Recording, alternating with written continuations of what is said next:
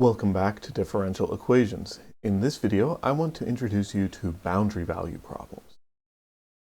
In our study of differential equations so far, we have solved bare differential equations in order to get a general solution, and we've also coupled our differential equation with one or more initial conditions in order to form an initial value problem which hopefully has a particular solution. And we discovered that for a linear differential equation, if you have a number of initial conditions equal to the order of the differential equation, then the solution of the initial value problem is unique. Right? So when we solved a second order differential equation with two initial conditions, we had a unique solution to that initial value problem. But it doesn't always make sense to have an initial value. Speaking in a very practical sense, initial values make sense for something that you're watching evolve over time. You set it up, right? And very much when you're modeling using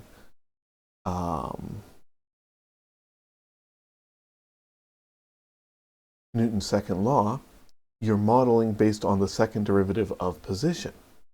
If you have information about the position and the first derivative of position, the velocity, at the start, then it makes sense that you can figure out how things are going to evolve. But there are other ways of setting things up.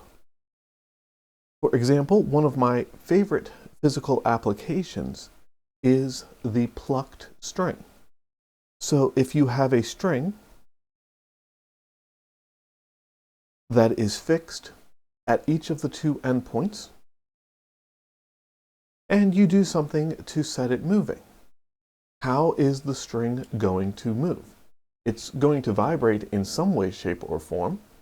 You can have some guess that, well, maybe it will just do something like this. But then if you had set it moving up here instead, well, maybe it would do something that looks more like that.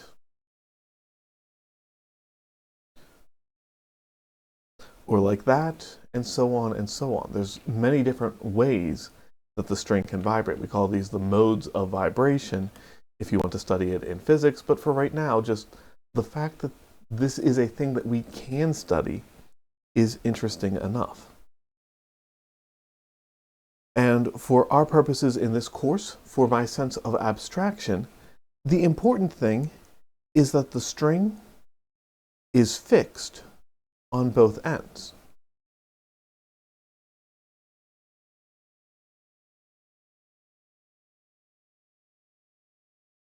At some starting point that we'll typically call y equals 0, the position is 0. At some ending point that we'll typically call y equals L, the position is 0. And in the middle, the string is free to move around as it sees fit. We are defining what's happening at the boundary of the string, hence boundary value problems. All right. Let's set that up a little bit more formally.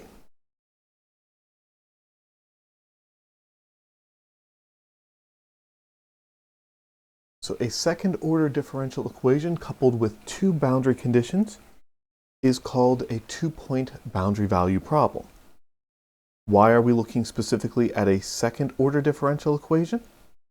Well, because we're looking at two boundary conditions. If we have a second order equation, we know we need two conditions to satisfy the two unknown constants. And if we're dealing with a boundary problem, we know we're dealing with things on the left and on the right. That's 2 points. All right, so let's dive immediately in with an example.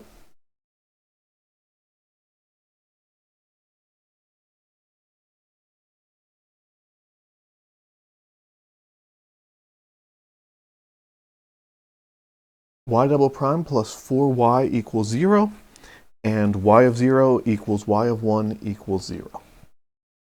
All right, so we have a differential equation we have two boundary conditions. We know the value of the function when x equals 0. We know the value of the function when x equals 1. And I guess it's worth pointing out explicitly at this point, when we're dealing with boundary value problems, we're usually thinking about something that's happening in space. So implicitly, we're assuming that our independent variable is x, not t. Right? But the process of solving a boundary value problem is very similar to the process of solving an initial value problem.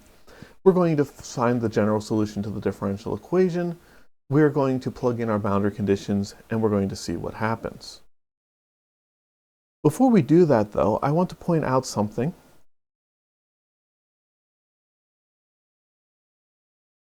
You may or may not have thought to notice this, but now that I've pointed it out, I hope that you do notice this. If we set y equal to 0 for every value of x, right, y is constant, so its derivatives are all 0, which means that this is 0 and this is 0, so that entire left-hand side is equal to 0. It satisfies the differential equation. And if every value of x, y is equal to 0, then clearly when x is equal to 0 and when x is equal to 1, y is equal to 0, so it satisfies the boundary condition. This is incredibly boring. It's not a very useful result at all.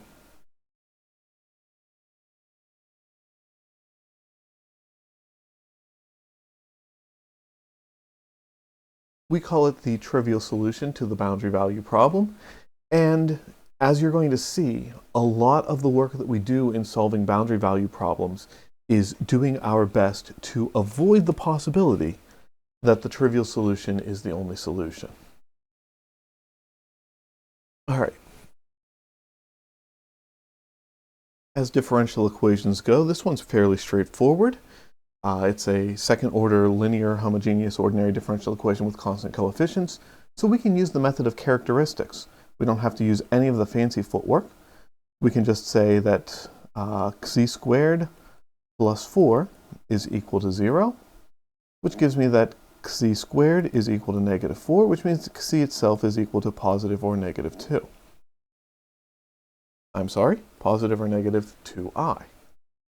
I'm talking faster than I'm writing or writing faster than I'm talking. I'm not sure which way it's going. Anyway, we have imaginary solutions to the characteristic equation. And whenever we have imaginary solutions, we know that the solution to the differential equation is always going to be in the form of sines and cosines. So we have that y of x is equal to c1 times the sine of our imaginary part here, 2, x, plus c2 times the cosine of 2x. If you really want to, you can differentiate to verify that that works. But again, as these problems go, that's not that complicated of one. We spent a lot of time on those, although it's been a little while since we've thought about it. Now we start looking at our initial conditions. Well, y of 0. Sine of 0 is equal to 0.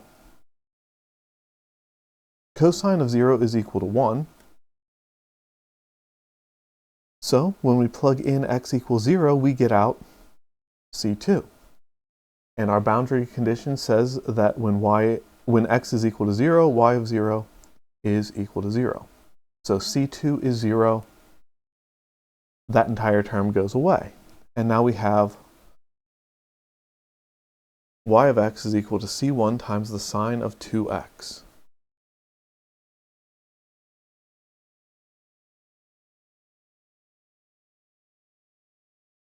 Right, now we try our other boundary condition. I'm running low on space, so let me just swap colors so it's a little bit easier to see what's going on. We're going to try plugging in x equals 1. We get c1 times the sine of 2. And we know that this is supposed to come out at 0. The zero product rule tells us that either C1 equals 0, or the sine of 2 is equal to 0. You can double check with the calculator. You find out that the sine of 2 is not equal to 0. So unfortunately, C1 equals 0 is the only thing we have left.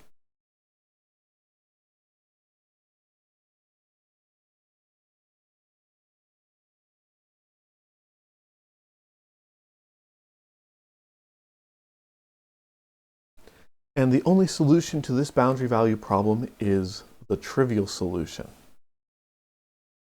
Not the most exciting result, but it is a result. For this particular boundary value problem, there's not any interesting solutions. Let's look at another boundary value problem. Sorry about that. Let's look at another boundary value problem. This one's not going to be that much different, but it will be just enough different to give us something interesting out. All right, we're dealing with things that came up with trigonometry, and whenever we're dealing with things that come up with trigonometry, having pi show up somewhere tends to make things nicer. So with that in mind, let's take a look at the boundary value problem with the differential equation y double prime plus pi squared y equals 0, and the same boundary conditions, y of 0 equals y of 1 equals 0. Solving the differential equation this time, we will again use the method of characteristics.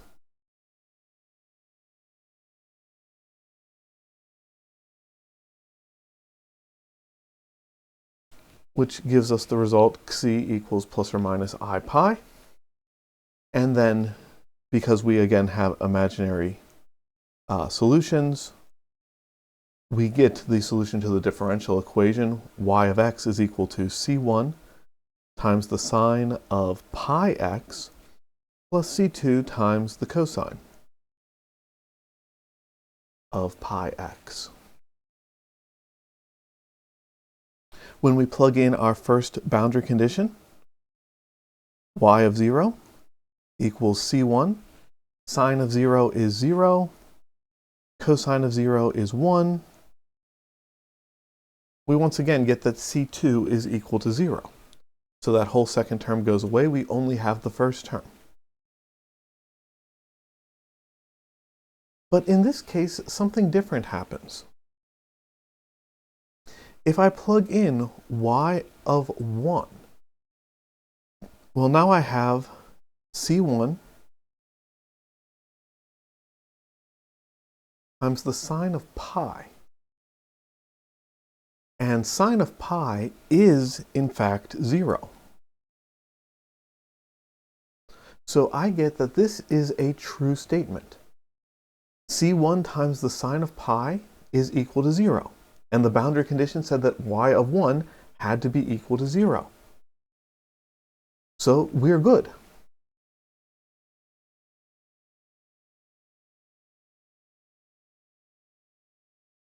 We don't have to make any claim about c1.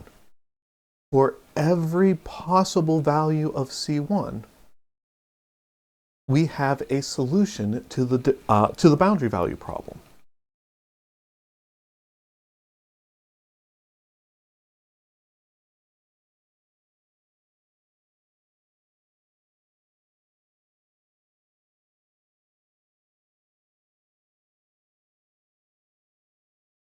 Right? Just that subtle change to the differential equation, to the boundary value problem, with the same boundary conditions. And we went from having only a trivial solution to, in this case, having infinitely many solutions. And that's often the problem with the boundary value problem. The initial value problem is very nice in that we have very good understanding of when we are going to be able to find a unique non-trivial solution. With the boundary value problem, we don't get that. We have such subtle differences that will change the character of our solutions. We have infinitely many solutions in this one. We had just the trivial solution that we don't really care about on the other one. In a future video, we'll explore a little bit more and try to understand when there will or will not be interesting solutions to a boundary value problem. But for now, I just want to get a little bit more practice on how boundary value problems work.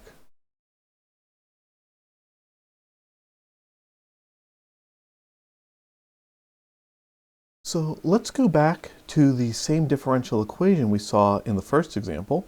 Y double prime plus 4y is equal to 0.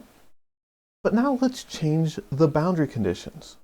We will still be concerned about y at 0, but instead of y at 1, let's take a look at y at 2 pi.